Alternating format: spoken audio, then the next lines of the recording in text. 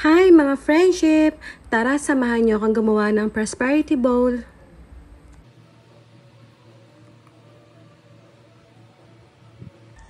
Ito ang mga kailangan sa paggawa ng prosperity bowl.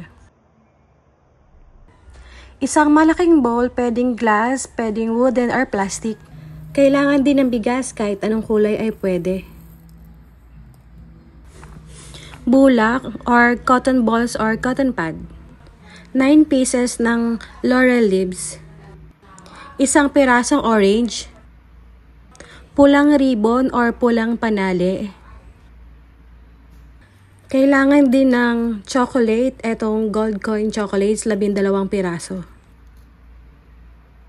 Hilaw na itlog, 12 piraso. Kailangan po ay linisan na natin yan dahil ipapaibabaw yan sa bigas mamaya.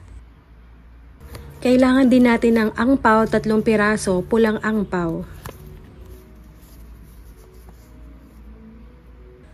Paper bills, kailangan ho dito ay pare-pareha ng denomination. Kung 1,000, lahat ho ay 1,000. Kailangan din ho natin ng 168 pesos. Simulan na natin ang paggawa ng prosperity bowl. Una natin ilagay ang bulak. Ito ay sumisimbolo ng magaan na pagpasok ng bagong taon. Isunod naman natin ilagay ang bigas. Ito ay simbolo ng magandang ani o magandang trabaho or career or napakagandang negosyo.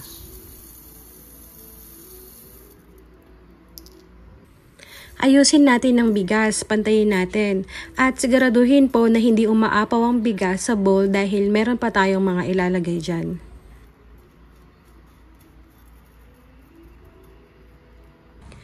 Sunod naman nating ilagay ang mga itlog, 12 pirasong itlog. Simbolo ito ng bagong pag-asa. 12 pirasong itlog para sa 12 buwan o 1 taon na hindi mauubusan ng pag-asa, na kahit anong dumating na hamon ng buhay, hindi tayo mauubusan ng pag-asa.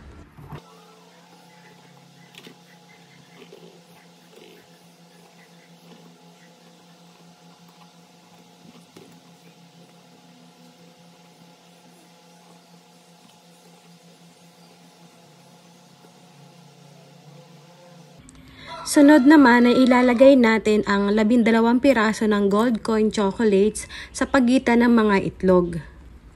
Ang tsokolate ay simbolo ng matamis na relasyon at ugnayan sa pamilya, sa kaibigan, sa mga kasosyo sa negosyo, kasamaan sa trabaho, at pati na rin sa lipunan.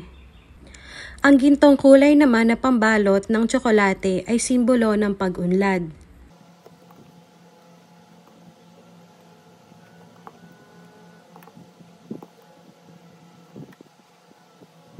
Sunod naman natin ilalagay ang perang papel, pero kailangan muna natin itong bilutin at itali ng pulang ribbon o pulang panali.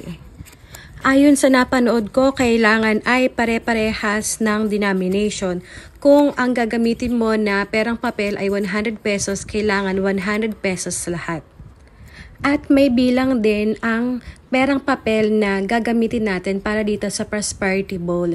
Kailangan daw ay odd numbers. Pwedeng 3 piraso, 5 piraso, 7 hanggang 9 na piraso.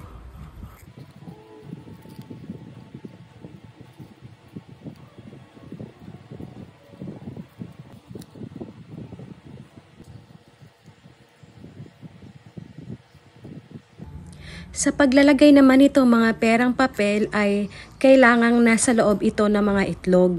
Ito ay simbolo ng hindi mauubusang yaman o hindi mauubusang pera sa taong darating.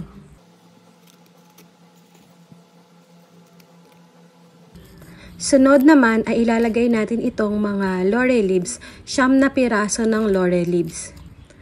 Ang mga dahong ito ay simbolo ng tagumpay.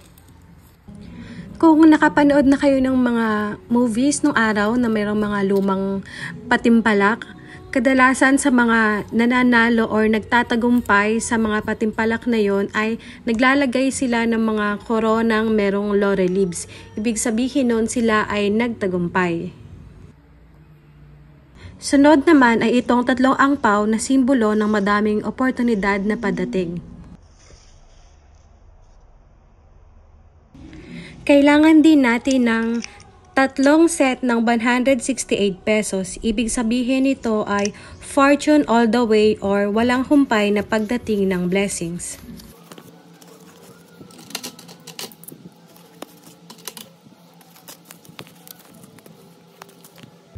Inilipat ko nga pala yung ibang laurel leaves para mailagay itong angpaw sa likod ng mga itlog na merong pera.